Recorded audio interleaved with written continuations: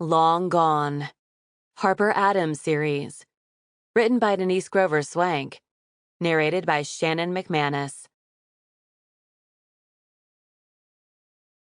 Chapter 1. Harper, what's taking so long with that file?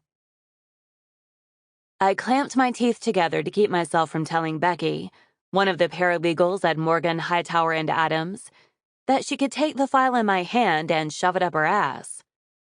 I'd been working at my father's law firm for 3 weeks, and they'd been some of the worst weeks of my life, which was saying something.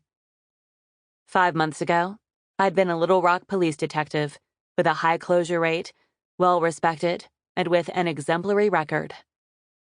Oh, how the mighty had fallen.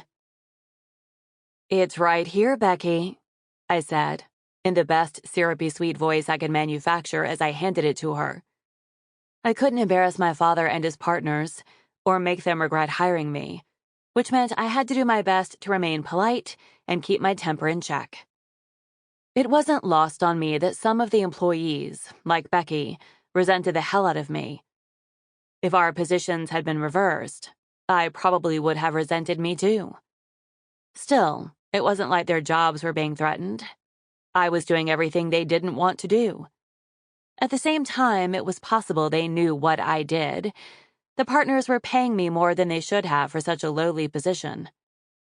I needed the money, so I wasn't about to complain or offer to take less.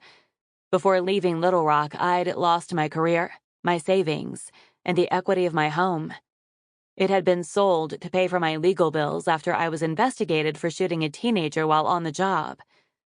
With nothing left, I'd moved back to Jackson Creek and into the garage apartment in my parents' backyard 6 weeks ago.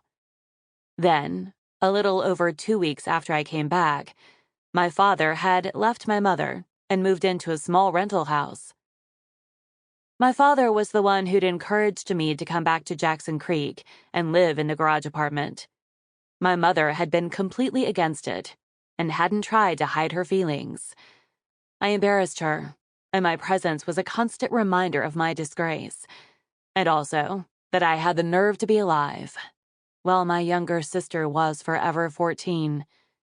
My mother had only tolerated my residency because my father had insisted, something he rarely did. My father and I had both expected her to evict me when he'd left, so he'd invited me to move in with him. But she'd surprised both of us by begging me to stay. There was still a part of me, buried deep down in my soul.